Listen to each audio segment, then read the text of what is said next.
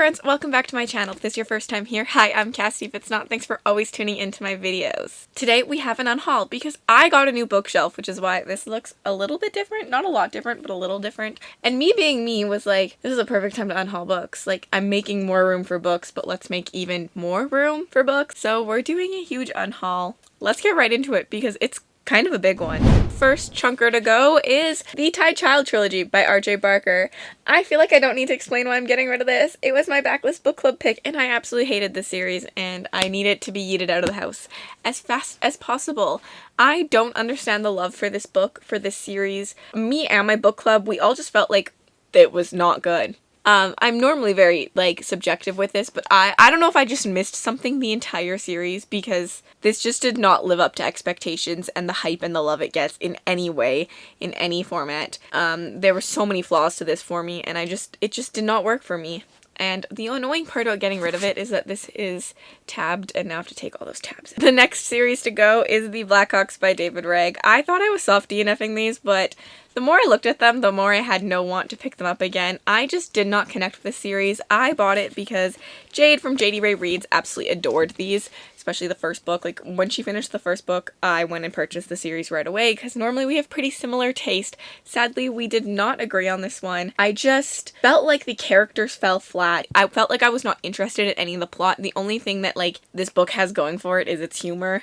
That was it was standing on its humor, and that was the only thing keeping it alive, and everything else just fell flat. And yeah, I need more than good humor to enjoy a book, and this just wasn't for me, and I realized when I looked at it soft, and I was like, I'm gonna soft DNF it, I'm gonna try it again. No, I'm never gonna try it again, so it can go. The Inheritance Games by Jennifer Lynn Barnes. A lot of this list today is going to be my leftover YA, the last of the YA I own. I really am down to about 5 unread YA books, and that's about it. I just don't enjoy YA anymore. All good if you do, there's nothing wrong with it, but for my personal reading taste, I have been leaning heavily away from it. I'm not enjoying the tropes. I don't like the dialogue often that's in YA, and it's just not for me. And so knowing that about this book, I just know I'm not gonna like it.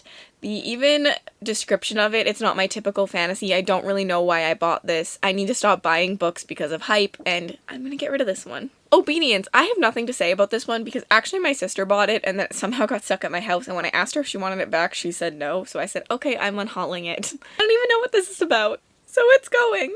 The Justice of Kings by Richard Swan. This bookmark should come out before I unhaul it. This was another soft DNF that I decided I'm never going to continue. I have heard from a lot of people who I trust not liking it and feeling it was dry, and so I was just like, if I didn't enjoy the first 100 pages that I read, why suffer through it? It's really sad because this was probably my most anticipated read of the entire year. I was so excited to read this one. It sounded so interesting, but whoever wrote the premise and started marketing this did it wrong.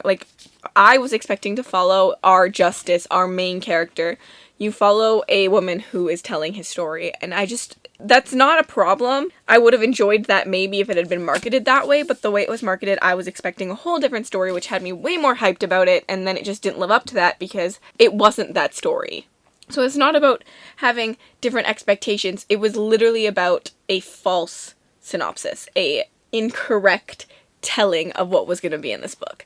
Sadly, I'm sad to get rid of this. Orbit did kindly send it over to me, but too many good books, too many other Orbit books I want to get to waste my time reading ones that I'm miserable reading.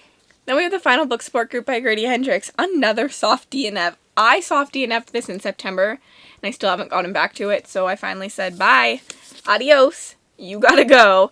So, the Final Book Support Group, I have a hit and miss with Grady Hendrix. I loved the Southern Book Club's Guide to Slaying Vampires. Didn't overly like My Best Friend's Exorcism. I have not read Horror Store yet, but this one was just a no for me. It was very dry, very boring.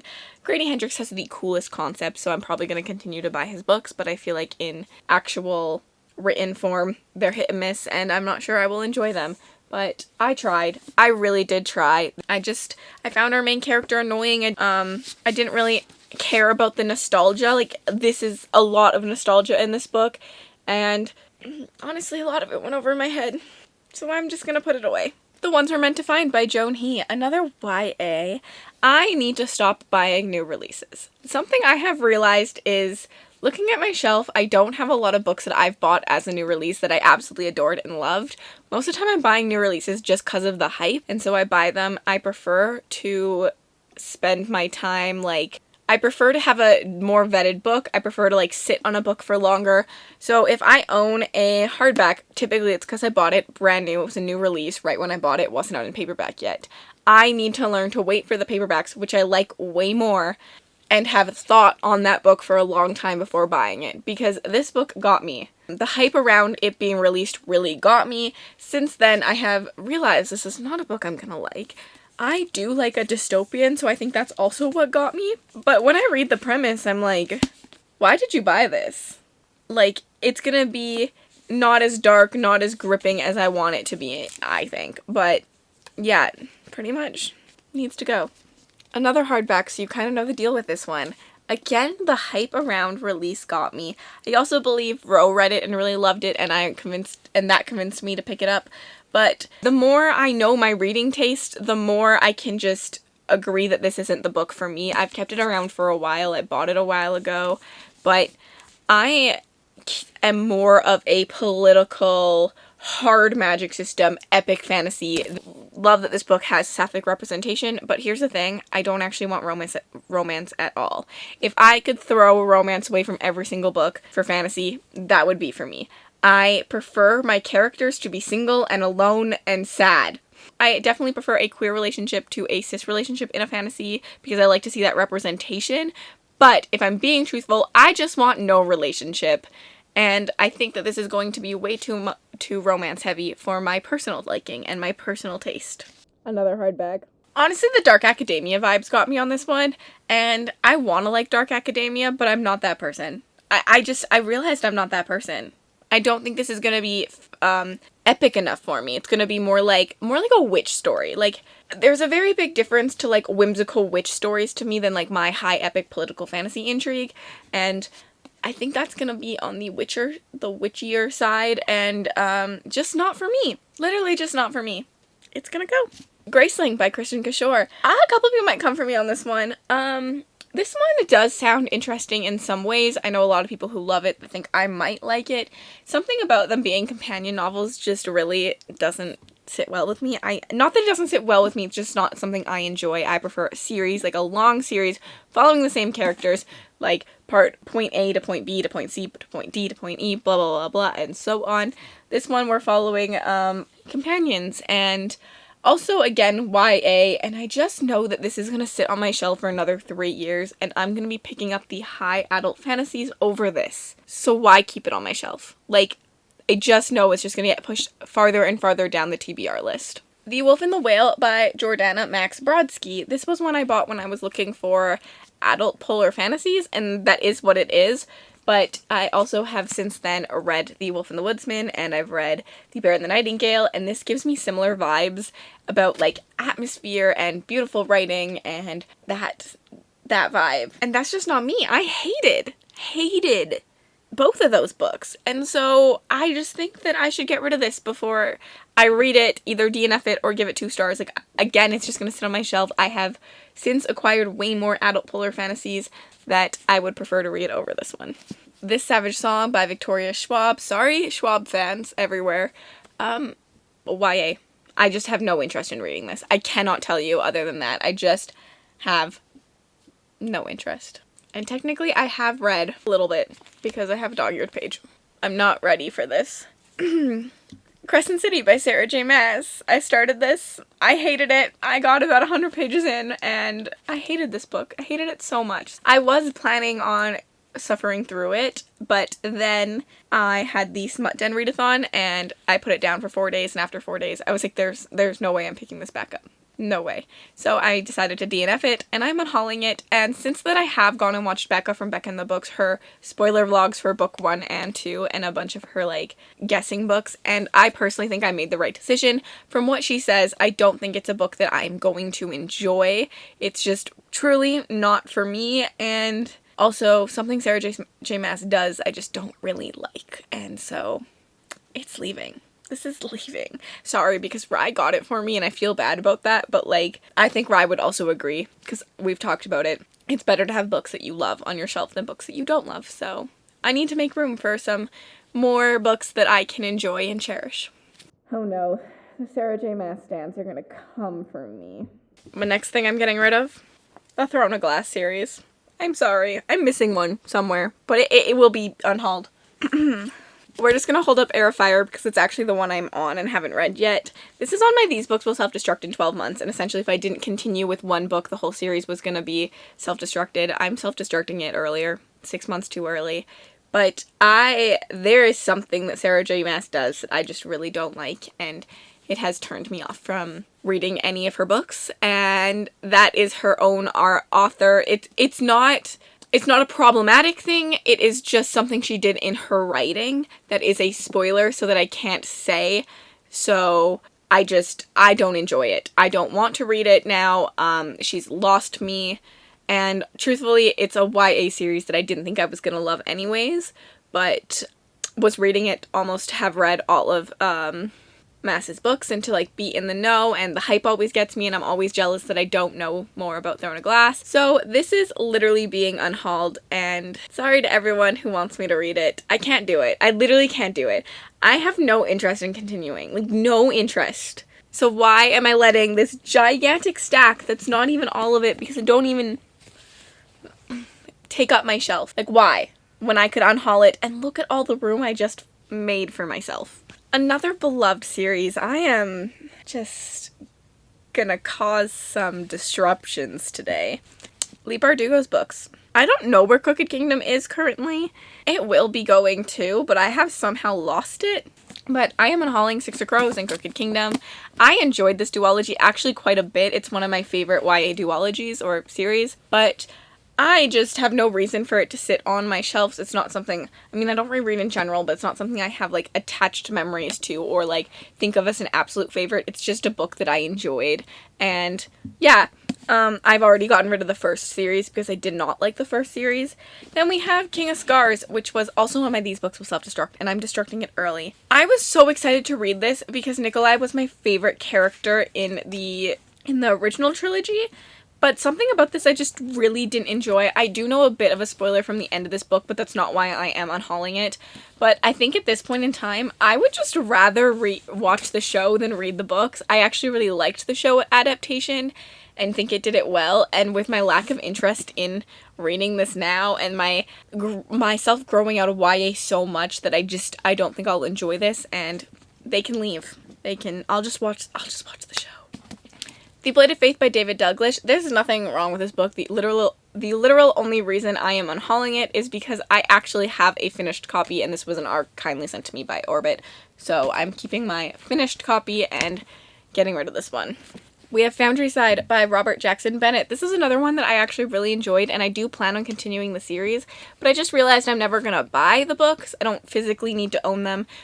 I'm gonna just borrow them from my library or do the audiobook or do something like that. So I didn't want to keep just the one book because I had no desire to buy the rest. So that's why this one is going, but I actually did really enjoy Foundryside. I really love the unique magic system in this and the world, and there is some queer rep in it. And then we have The Chronicles of the One by Nora Roberts, which is Nora Roberts' first attempt into fantasy. My mom read these and actually really enjoyed them, so I always planned on reading them. But since then, they are a pandemic-type book, like almost dystopian. The world gets a sickness, and then some people get magic from the sickness, and fantasy happens. I, since then, have realized that there's just so many books I'd rather read over these. I know she enjoyed them, but I'm reading Wheel of Time because of her, and so I feel like I can get rid of these. You know? I did a fair trade there. Although, I'm now going to struggle in my A to Z challenge getting rid of this because I don't think I have another book that starts with Y. The Bone Season by Samantha Shannon. Now, don't come for me. This is a well-beloved book series, and a series I still want to read. But hear me out. I'm a binge reader. I love to read series back to back. Samantha Shannon doesn't come out with freaking books in this series for like 3 years. It's going to be like a 7-book series, and we're on book 4, and I can't do that. I personally just cannot do that. It doesn't work for my reading taste. It doesn't work for my reading styles and abilities. I will read the first 4 and then forget about it and never read the last 3. So I'm unhauling this, and maybe when the series is completed or close to being completed, I will get the books again and read them and attempt them. but knowing my own reading capabilities, it just doesn't work for me when someone takes that long and in between books. So here we are. And then we have the Silo trilogy by Hugh Howey. I actually really enjoyed this trilogy. It definitely peaks at book 1 being my favorite. And then book 2 is a prequel to book 1, and then book 3 meshes what happens in book 1 and book 2 together, which is really interesting in my opinion. It is a dystopian series about a world where we all go into like silos to live because the air outside is toxic, but then not all is what it seems to be. And like it says, what would you do if the world outside was deadly and the air you breathe could kill, and you lived in a place where every birth required a death and the choices you made could save lives or destroy them? This is Jewel's story. This is the world of wool. I actually really enjoyed this. It's just a series that I don't need to have on my shelves. Like I don't need to have it. So we're unhauling it. It can find a happy home. And then we have The Shades by Mark Whitway. This is the Arc of the Universe book 1. I picked this one up because I just needed to like get my cart to be a certain amount of money, and so I picked a small book. I actually always read the synopsis of this and think I'm interested in it again, but then I completely forget this book ever exists. It's another one of these books will self-destruct in 12 months. I'm pretty sure I only have one book left that I even own off that list now. I just always forget this one exists, and so I know I'm never going to read it. I know I am going to tell you right now that I'm interested in reading it, and then I'm going to put it on my shelf, and in 6 months' time, so I'm going to be like, oh right, I did want to read this one, but I forgot. And so I obviously don't want to read it that much, so I'm just going to unhaul it. There's books I'd rather read over it, and that's truly what this comes down to. And then we have Gideon the Ninth by Tasmin Muir. This one I was very unsure about, I thought on for a really long time, but it's just another book where like the concept and the idea sound so cool, but I think that for me, it doesn't match my taste well enough. I want those slow, high, epic fantasies. I just keep saying that, but that's what I want. I want particularly like and no romance, and I'm just expecting a lot of romance in this, and I just don't think it's gonna be up my taste, and I'm gonna get rid of it. I have a really large stack down here, and I don't know how I'm going to take my thumbnail picture, but that was it. Those are all the books I'm currently getting rid of. Very excited to do this because I will have a birthday unboxing coming, and I'll have to make room on my shelves for more books, but that's not that hard right now considering there's like open spaces, and I'm very excited that I now have an extra shelf in my room for books. I no longer am a booktuber with only one bookshelf and have to be stingy on the books I keep. Well, I still only have 2 bookshelves, so I still need to be stingy on the books I keep, but how long do you think these books will stay in my room for? That is the question. If you made it all the way to the end of this video and you'd like to leave an emoji just to say that you were here, leave me a book stack emoji or like a shopping cart emoji because we're gonna go shopping after this one. And if you'd like to connect with me on other platforms, my Bookstagram, my Book Twitter, my Goodreads, and my Patreon are all linked in the description bar below. Have yourselves an absolutely remarkable day.